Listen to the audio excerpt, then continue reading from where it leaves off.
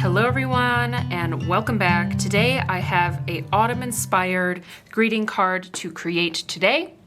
And in order to make that, I have two different stamp sets that I will be using. First things first, I have a brand new pattern stamp. They come in these little squares and they are seamless. So as you stamp and you continue the pattern, the lines will continue to mesh and blend together rather than create an unsightly, uneven continuation. So I have two patterns here in herringbone and these little, almost they kind of remind me of little cake frostings that I will be incorporating today. In addition, for my autumn greeting, I do have my other set here featuring my lovely little woodland creatures. Now, as you can see, I already started utilizing my stamps and it is completely normal for them to pick up some of the coloration from the ink. So that's why they look like that.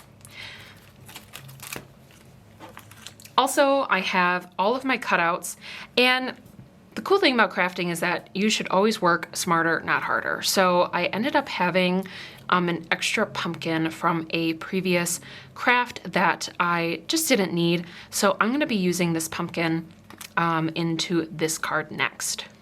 I have all of my cutouts that I created on my Cricut Joy and also my stamp cutouts. I'm just gonna do my fox, pumpkin, acorns, and some little leaves. Also, I have my colored pencils again. These are the Crayola. These are a really good starter colored pencil. However, if you have some other more high-end coloring pencils like Prismacolor or even, I believe, Faber-Castell, all perfect, but these also get the job done just fine. Two clear blocks, tape glue runner, tweezers, X-Acto knife, some scratch paper, my little foam feet, or my 3D little pop-ups, and some pearls for my final details. Today, I will also be using 3 Ranger archival inks in plum, jet black, and sepia. All right, now with that said, let's get started. I'm gonna clear off my workspace so I actually have some room. Now everything is separate and ready to go, but my most important thing that I want to start stamping is my orange background. I am going to be using these little scalloped edges. So I'm gonna set all my other things off to the side so they don't get dirty or in the way.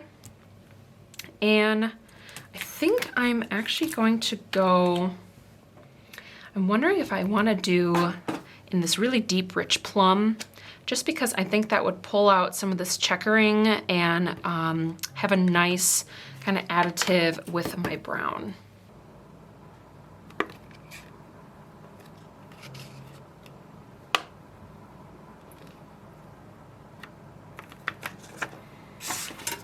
Now these are really sticky because it is a whole solid square of our polymer, but it fits super nice on my clear block. And of course, with the engravings, it's really easy to line up. Now I'm gonna go in with my plum. And with these patterns, you really want to soak up and get a lot of ink onto the engraving.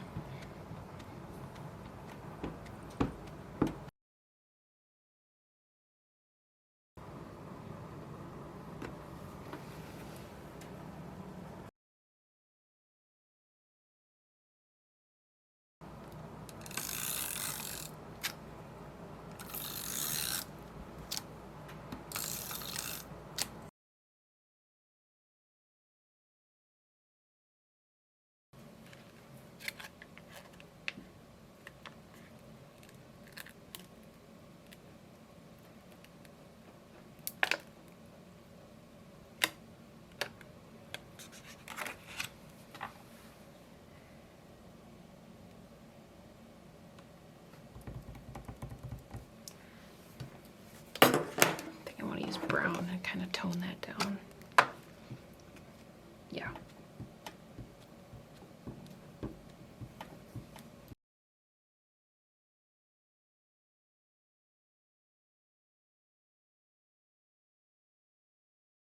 All right, so for my fox wearing a scarf, I am going to be using these colors here. I might interchange or just totally not use something, but I'm gonna go for the typical orange body, kind of the off-white tail and face. I have some of these deep, rich purple tones for the scarf. I'm gonna go with a more cartoony looking fox, but if you want to get really realistic with, you know, their little black feet or their, I believe they have even black on their muzzle, go right ahead. But I am going to just test out my colors first. You can never quite trust the color you're going to get. And with colored pencils, to get the actual rich, true tone that the pencil was made for, push hard. Because if you can see, in real life, this color is way more yellow than the peach. And this is way more pinky, almost kind of skin colory, and on paper, it looks quite gray. So push the colored pencil hard because the color totally changes depending on how much pressure you are applying. Very, very obvious here. All right, so I think I'm actually gonna start with this sand, and this is just gonna make sure that my fox isn't totally flat. And it also fills up those white spaces quite nicely.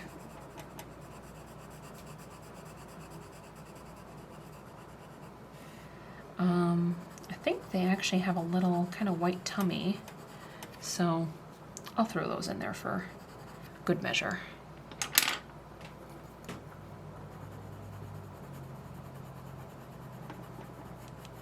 And I'm just applying a bit more pressure.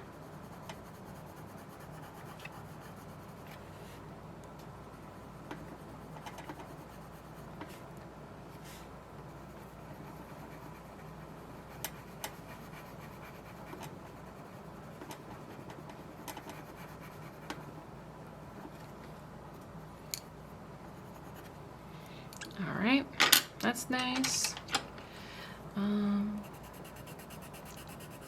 So that is super pink and saturated, so I'm just gonna press very gently.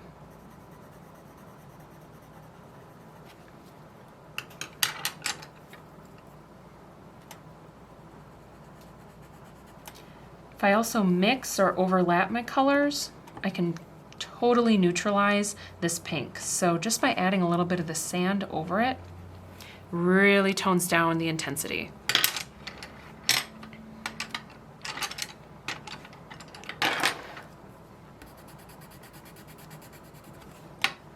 Okay, so that might be my base shadow or mid-tone. That looks quite similar.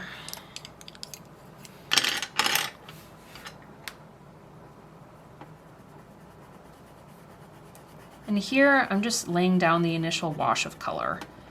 And that's a fancy way of saying the first layer.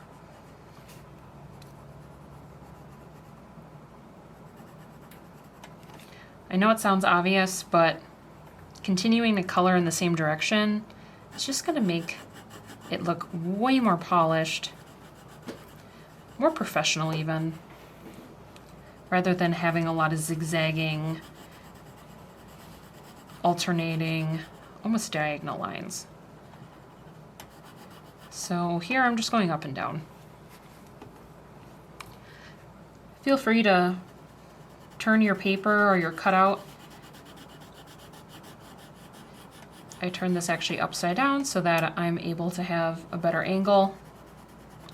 And I'm right-handed, so having this on the right-hand side compared to the left, it's just a bit more comfortable.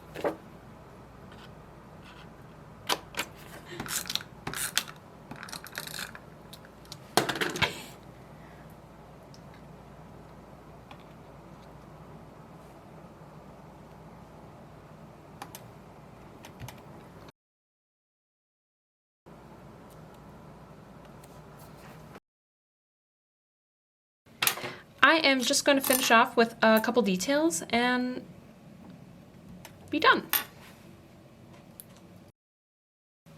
All right. So with that said, I have reached the end point of this card, and I'm not crazy, but I'm also not disappointed in it. I think this is a card that is more accessible and something that isn't above and beyond or super difficult, which is always a good thing to have some variety because everyone's skills are, of course, different.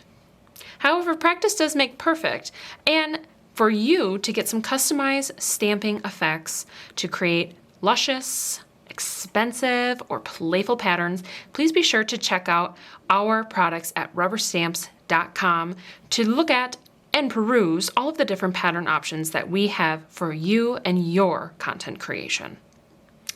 With that said, thank you for joining us, and of course, we would love to see what you will create next using not only our clear custom stamps, but our new and improved clear pattern stamps. So please make sure to follow and hit us with a hashtag stamp with us. Again, that's hashtag stamp with us. Thanks again for joining, and have a happy fall